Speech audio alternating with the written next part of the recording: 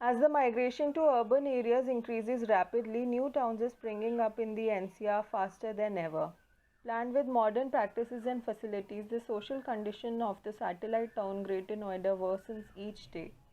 With rising crime and fear and failing real estate and industries, the need to measure the social sustainability of these towns has become the urgent need. To be able to gauge this correctly, building a city specific social sustainability index is extremely important. Thorough studies of the best practices of socially sustainable environments around the world were done to understand the evolution of different theories of social sustainability over the period of history. Various models of varying approaches were studied to understand the concept even better. Existing variety of indices developed to measure sustainability were understood to get a better grasp on the concept. Terminologies, definitions, and theories of multi-layered factors like social mobility, social cohesion, social equity, community attitudes, etc., were thoroughly studied amongst many others. Case studies of cities like Amsterdam, Britain, China, Australia, Netherlands, and New Ireland were studied to understand the best practices of social sustainability. This led to the finalization of objectives, which first needed identification of themes of social sustainability, followed by finding indicators of the same. This was to be followed by development of a comparative social sustainability index and a performance analysis of the two study areas. And then a correlational analysis for the urban form and social perceptions was to be done to finally arrive at proposals of policy planning and built environment for the study area. For data collection, various study neighborhoods were chosen, including old plotted sectors, new plotted sector, high-rise societies and apartments, and sectors with both apartments and plotted sectors. For Delhi, a good mix of planned, semi-planned and high-rise neighborhoods was chosen based on their vicinity to some major social infrastructure facility, for example, Jamia and Safdarjung. Villages that had gone under urban renewal like Sayadul Ajab in Saket and Shahpur Jat. Along with this, some modern and old high-rise areas were chosen like Dwarka and Mayur Vihar. Based on area study and literature, 4 broad themes of index development was finalized. They were resident satisfaction, perception of safety, social cohesion, and social equity. Data was collected for all the 4 themes while developing a relevant survey. Primary, secondary, and reconnaissance survey were conducted for the same. For the purpose of the study, vast data set of 58 variables was organized and duly coded. Data from 398 respondents from Greater Noida and 141 respondents from Delhi was found to be valid after necessary check for assumptions of linearities, skewness and kurtosis and outliers. Necessary data transformations were applied wherever needed. Principal component analysis was done. It involved checks for significance and sampling adequacy, check for low commonalities, cumulative variance explained, checking Screeve plots for eigenvalues, factor loadings from rotated component matrices. Factor loadings of more than 0.4 were accepted. The factors were extracted and meaningfully named. The procedure was followed separately for the 2 data sets to arrive at indices specific to each study area. Even though the analysis started with the same variable for the 2 studies, the different loadings and combination gave a different character to each of their extracted factors. Linear summated scales were adequately developed for aggregating factor analysis variable groups into a single factor. The scale's reliability was checked by finding out its Cronbach's alpha value. After developing scales for all the factors, linear summated scales for the sub-indices were created. Equal weightage was given to all sub-indices for the formulation of the final index by aggregating it in a multiplicative format so that the complete absence of even one value is accounted for. Life before development needs to be looked at in order to understand the index results better. Greater Noida was planned by acquiring urban villages of the wealthy land-owning Gujar communities. The marginalized SC community with Jatavs and Valmikis used to work for the Gujars. The communities have their own culture, values and historical significance, which has been completely wiped off for the private sector-led development of Greater Noida has brought in only elite school and private universities in the cities. Their subpar education standards still make the students rush to the institutes of Delhi. The wealth that poured onto the community as plot remuneration has made the community resort to aggressive displays of materialism. The city has left no scope for positive community identity expression to prosper, and thus forces the natives to assert their dominance through aggressive ways, to a heightened sense of fear in the migrants of the natives. Now let's look at the perceptions of the residents of these neighborhoods.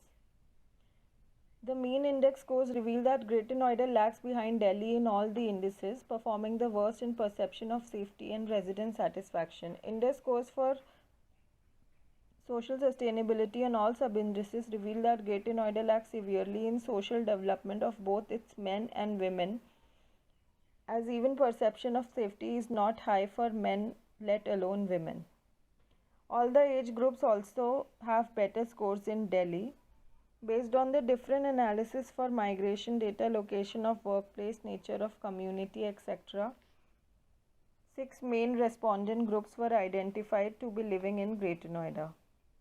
Social Sustainability Index for all study neighborhoods across Greater Noida showed that high-rise apartments being recently constructed were performing the worst. All neighborhoods in Greater Noida scored lower than those in Delhi except for Sector Alpha 2 and Ghosh Vista apartments in the same sector. The only two areas in Delhi which had lower scores than a neighborhood in Greater Noida were Dwarka and Uttam Nagar. Dwarka interestingly had a similar built environment to Greater Noida. Sub-index scores were compared for many neighborhoods again to find newly planned apartments at the very bottom. The spatial location maps of all the sub-indices were studied to identify clusters of built environment that were yielding a similar pattern of scores. Areas like Shahpur Jat, Karol Bagh were performing well in Delhi, while areas like Omicron and Kai were consistently performing poor across all sub-indices.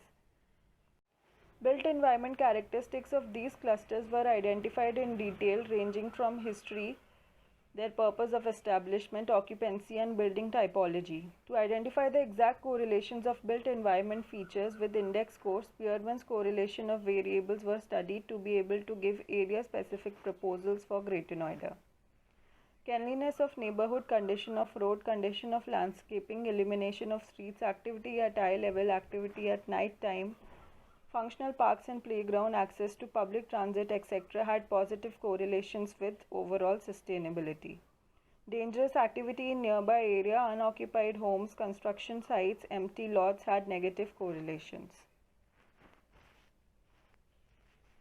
All the issues of the migrants, natives, identified respondent groups and spatial clusters were allotted the kind of intervention they needed for their solution. The intervention levels were divided into 3: policy, physical planning, bylaws, and built environment. For policy intervention, an exhaustive policy framework was detailed out with the broad focus on the areas of socially sustainable industrial revival plan, inclusive education plan, community identity and representation, gender inclusive policies, inclusion of seasonal migrants, inclusion of migrant children, public participation in decision making, inclusion of informal sector, and inclusive development for peri-urban areas. Build form variations and land use variations across the city were mapped on a 3D scale, and 6 focus areas were defined for physical planning proposals. Plan for Focus Area 1 aims at the revival of the existing social infrastructure in the area, focusing on the shopping malls in Gautam Buddha University, also on shared ownership and co-living spaces. Mixed use and multi-ownership areas have been proposed in malls to revive them. Setting up of MSME and IT sector has also been proposed for the area. Area 2 focuses on revival of low occupancy rates, improve natural surveillance, provide more eyes on the street through permitting a mixed use in development of residential sectors, vendor-friendly high-rise societies, and vendor-friendly areas in residential sectors as well. Area 3 focuses on the problems of anonymity, fear, and lack of interaction, a solution for improving walkability, signages, experiential landscaping, religious spaces, modern shared spaces like community gardens, and the revival of EWS housing are among the main proposals. Area 4 focuses on the development of urban villages and peri-urban areas, industrial revival plan for industrial growth of natives too. Focuses on the development of MSME sectors as the main industrial focus of the city. Area 5 focuses on the development of modern recreational spaces in problematic areas and urban villages. Fashion streets, culinary streets, anime parlors, karaoke parlors, comedy clubs, open mic cafes, etc., to attract crowds from other areas and cities too have been proposed. Since most of the area is old plotted sectors, the problem of low rent returns will be solved through developing hospitality sector. FSI changes are to allow for mid-rise block constructions in different blocks. Revival of the city image through accessible public squares and individual identity in facades is suggested. A final development plan for socially sustainable growth in the area was prepared with low-tech, low-investment retrofitting solutions as the focus. For the third level of intervention, that is the built environment level, city-level amenities distribution was mapped. Private social infrastructure facilities were found to be concentrated on one end of the plotted sectors. More focus on provision of public facilities in schools and colleges was proposed. Urban design changes were proposed for roundabout street sections, facades, public squares for improvement of control and identity. Facade changes were to incorporate more cultural representation of individual and community identity. A case of multiple modernities and multiple identities was established. It was understood that the rigid planning and absolute chaos are neither solutions to each other nor anything else. The importance of striking a balance in planning approaches was realized with a key focus on the social sustainability dimension.